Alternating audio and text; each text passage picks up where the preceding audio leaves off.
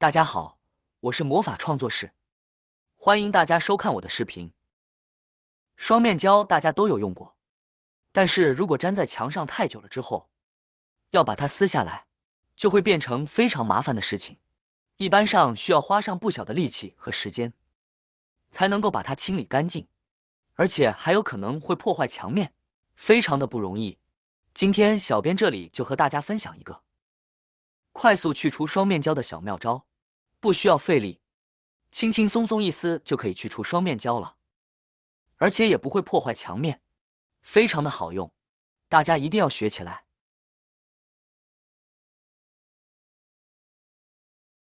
今天这个妙招呢，非常的简单，想要去除墙上的双面胶，大家只需要用到吹风筒和手指就可以了。方法很简单，直接把吹风筒往墙上的双面胶上吹，把双面胶吹热。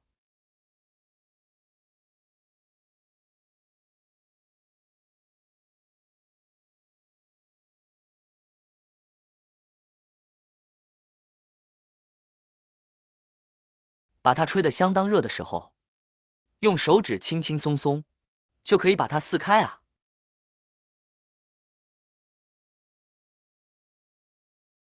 大家看看，就这样非常轻松的，非常的不费力，就可以把双面胶去除掉，也不会破坏墙面。我们用吹风筒吹双面胶，其实是要把双面胶的粘胶软化，然后就可以轻轻松松把它撕下来。其他表面上的双面胶也一样可以用。这个方法非常的有效好用啊！大家看看，刚刚的双面胶有点融化了，所以非常容易的把它取下来。今天这里和大家分享的这个用吹风筒去除双面胶的小妙招，大家学会了吗？是不是很简单很好用呢？希望大家都学会了。墙上有难去除的双面胶的朋友们，大家不妨试试看吧。好啦，今天的视频内容呢就分享完了。喜欢我的视频的朋友们，记得点赞、转发、分享哦。希望可以帮助到更多的朋友。或许你有更多更实用的小技巧，欢迎评论区留言分享哦。点击我的视频头像，还可以观看更多的生活技巧。